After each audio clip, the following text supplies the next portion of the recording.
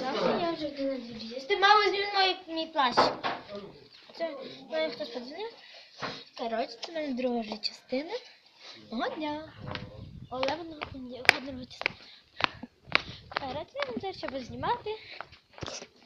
Бай-бай.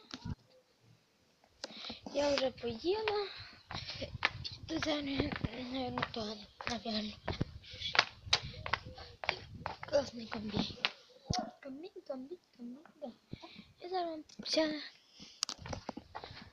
Я вже не буду доглядати. Та я не триваю на квадраті. Це ніхто не триває. На голодовці. У мене без чапа. Всякого роззнання. А вот шильку у меня. Це якось случайно. Ка.